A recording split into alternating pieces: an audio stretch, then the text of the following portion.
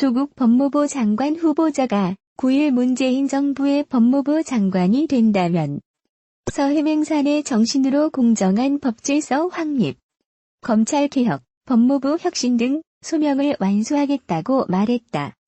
조국 후보자는 박상기 법무부 장관에 이어 문재인 정부 두 번째 법무부 장관으로 지명됐다. 조 후보자는 오후 2시 30분쯤 서울 종로구에 마련된 인사청문회 사무실 빌딩 로비에서 기자들과 만나 이같이 밝혔다. 조 후보자는 이제 떼약볕을 꺼리지 않는 8월 농부의 마음으로 다시 땀 흘릴 기회를 구하고자 한다며 향후 삶을 반추하며 겸허한 자세로 청문회에 임하겠다고 말했다. 이어 정책 비전도 꼼꼼하게 준비해 국민들께 말씀 올리겠다고 덧붙였다. 조 후보자는 문재인 정부 출범 직후인 2017년 5월 초대 민정수석으로 임명됐다. 2년 2개월간 맡아온 민정수석 자리를 떠난 지 14일 만에 이날 법무부 장관으로 지명됐다. 직전 민정수석이었던 조 후보자를 지명한 것은 검찰개혁을 흔들림 없이 추진하겠다는 문재인 대통령의 강한 의지를 반영한 것이라는 평가가 많다. 서해맹산은 충무공 이순신 장군이 한산도에서 읊은 시구절 중 한 대목이다.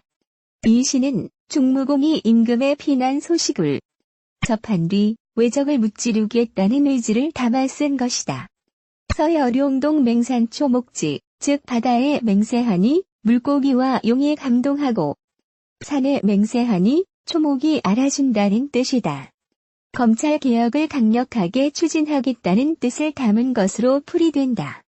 충무공의 시구절을 인용해 출사표를 던진 것이다. 조 후보자는 또 권력을 국민께 돌려드리는 것은 문재인 정부의 국정과제이자 저의 소명이었다며 그 과정에서 앞만 보고 달려왔다고 밝혔다. 그러면서도 동시에 품넓은 강물이 되고자 한다며 세상 여러 물과 만나고 내리는 비와 눈도 함께하며 멀리 가는 강물이 되고자 한다고 강조했다. 야당은 조 후보자 지명에 강력 반발하고 있다. 조 후보자는 민정수석에서 법무부 장관으로 바로 지명된 데 대한 비판의 목소리에 대해 어떻게 생각하는가 복직, 휴직을 둘러싼 서울대생들의 비판이 계속해서 이어지고 있는데 어떻게 보는가 등의 취재진의 질문에 대해 모두 인사청문회에서 답을 드리겠다고 밝혔다. 문재인 대통령은 이날 조 후보자 등 10명 장관급 인사를 교체하는 개각을 단행했다. 고민정 청와대 대변인은 개각 발표 직후 브리핑에서 조 후보자가 법학자로 쌓아온 학문적 역량과 국민과의 원활한 소통 능력, 민정수석으로서 업무 수행 경험을 바탕으로 검찰개혁, 법무부의 탈검찰화 등 핵심 국정과제를 마무리할 것으로 기대된다고 밝혔다. 장관으로 지명된 오늘 오후 인사청문회 사무실이 차려진 서울 종로구 적선현대 빌딩으로 출근한 조 후보자는 서해맹산의 정신으로 공정한 법질서 확립, 검찰개혁, 법무부 혁신 등 소명을 완수하겠다고 강조했습니다.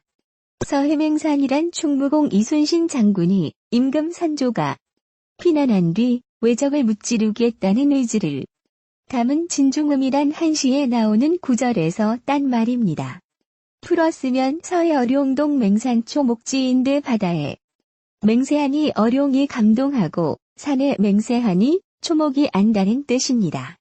맹세코 개혁을 추진하겠다는 말로 문재인 정부가 당면한 검찰개혁 등 과제를 완수하겠다는 강한 뜻으로 풀이됩니다. 조 수석은 최근 자신의 SNS에도 일본어로 우리 한국인의 DNA는 이순신의 정신이 녹아있다는 글을 올렸습니다. 문재인 대통령 역시 일본의 경제 보복 이후 전남 주민은 이순신 장군과 함께 불과 12척의 배로 나라를 지켜냈다. 저도 일대 바다는 옛날 임진왜란 때 이순신 장군께서 첫 번째 승리를 거둔 옥포해전이 있었던 곳이라는 말을 하고 거북선 횟집에서 식사를 하는 등 이순신 장군에 대한 언급이 잦은 편입니다. 조 후보자는 또 이제 떼약볕을 꺼리지 않는 8월 농부의 마음으로 다시 땀 흘릴 기회를 구하고자 한다며 향후 삶을 반추하며 겸허한 자세로 청문회에 임하겠다고 말했습니다. 이는 최근 폴립에서 내로남불 등 자신을 둘러싼 논란을 의식한 반응으로 해석됩니다.